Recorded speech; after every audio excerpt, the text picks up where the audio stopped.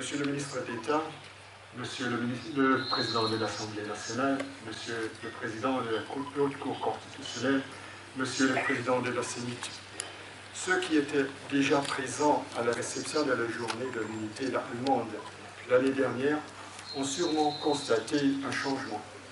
Pour la première fois, nous présentons sous un même chapiteau les projets de la coopération allemande au développement ainsi que des experts allemands et leurs activités à Madagascar.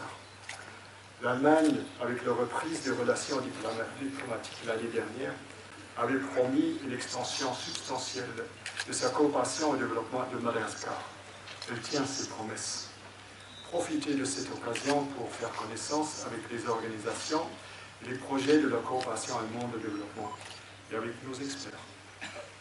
Bien plus d'autres organismes ONG que ceux qui, ici présents, sont actifs dans le domaine de l'humanitaire de la Grande Île et travaillent sans soutien de l'État et uniquement grâce à des fonds allemands privés. Je souhaite ici leur rendre hommage à tous et les remercier de tout cœur pour leur engagement exceptionnel. Nos relations politiques bilatérales se sont également bien développées depuis le deuxième semestre de l'année 2014. De nombreuses visites en Allemagne des ministres clés du cabinet du Premier ministre et bien d'autres visites qui suivront témoignent de l'intensification accrue et rapide des relations entre nos deux pays. Cela n'avait plus été le cas depuis longtemps. Je souhaite en particulier mentionner la visite en Allemagne du ministre de l'Environnement en février, la participation du ministre de l'Énergie au Forum germano-africain sur l'énergie à Hambourg en mai dernier, la visite à Berlin de Madame le ministre des Affaires étrangères depuis début juin 2015, sa participation à la conférence sur l'océan Indien au ministère fédéral des Affaires étrangères, et enfin la visite du ministre de l'Économie et de la Planification pour participer au Forum international économique sur l'Afrique et au German African Business Summit en septembre de cette année. Sur le plan économique et dans le cadre des investissements, il y a un engagement significatif dans le secteur agricole et de la culture de la vanille. Une usine allemande déjà existante fut totalement transférée à Madagascar, donnant ainsi du travail et de l'expérience professionnelle aux Malgaches. Les compagnies de transport DHL et Deutsche Bank Schenker, pour ne citer que quelques exemples, ont étendu leurs activités au profit de Madagascar. L'Allemagne apporte son soutien dans le monde entier et elle contribue fortement aux efforts pour atteindre les objectifs du millénium adoptés par l'ONU en 2001, les objectifs de durabilité de l'ONU qui viennent d'être adoptés il y a quelques jours à New York, dans le but d'éradiquer la faim dans le monde d'ici à 2030. Depuis longtemps, l'Allemagne est le troisième contributeur du système multiple des Nations Unies. Son rôle et sa contribution au sein de l'Union européenne sont bien connus. Au niveau bilatéral, l'Allemagne est très engagée dans de nombreux pays d'Afrique et du monde. Ce qui est intéressant pour Madagascar, l'Allemagne compte parmi les plus grands bailleurs de la SADC pour soutenir ses États membres et son secrétariat.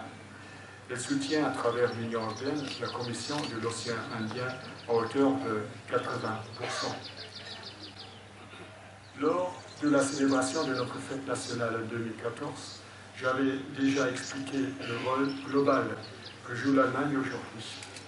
Si l'Allemagne peut s'investir à fond et si largement pour la paix et la liberté, le bien-être, le développement dans le monde, c'est grâce à un événement que l'on commémore chaque 3 octobre, aujourd'hui pour la 25e fois. Il s'agit du traité d'unification de 1990 entre la République fédérale d'Allemagne et l'ancienne République démocrate d'Allemagne, suite à la révolution pacifique de nos compatriotes d'Allemagne de l'Est à cette époque. Ce traité fut endossé par les grandes puissances et reconnu par la communauté OCDE. L'unification de l'Allemagne a levé les barrières qui divisaient l'Europe ainsi que le monde en deux blocs antagonistes. L'Allemagne, enfin unifiée, a retrouvé un nouvel équilibre et une forte stabilité politique, sociale et économique. C'est sur cette base solide que l'Allemagne et ses partenaires européens se trouvent confrontés à des défis complexes, tant sur le plan national qu'international. Ces défis nécessitent toutes nos forces et les capacités de chacun des pays, aussi puissants sont-ils. Le problème des réfugiés venant des territoires en crise d'Afrique et du Proche-Orient nous paraît particulièrement évident, car ni un pays à lui seul, ni même une aussi grande communauté comme celle de l'Union européenne ne peuvent, et ce, malgré leur bonne volonté, accueillir tous ces hommes. En étroite coopération avec les pays partenaires de l'Union européenne, l'Allemagne fait son possible pour recueillir et veiller à la survie des gens parlant une autre langue, ayant une autre culture, une autre croyance. Actuellement, déjà 20% des Allemands sont d'origine étrangère. À Madagascar, comme c'est évident, il y a aussi de grands défis à relever.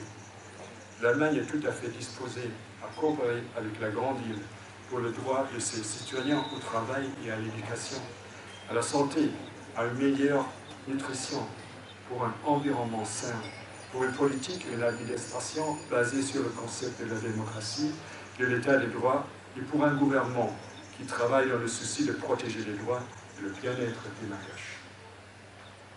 Monsieur le ministre d'État, Monsieur le Président de l'Assemblée nationale, Monsieur le Président de la Cour constitutionnelle, Monsieur le Président de la Sénat, j'aimerais vous encourager à continuer le programme de réforme louable que vous avez entamé en janvier dernier. Et par son expérience historique, l'Allemagne essaie, avec une forte et prudente détermination, et avec la coopération des pays amis et partenaires clés. Rien n'est impossible.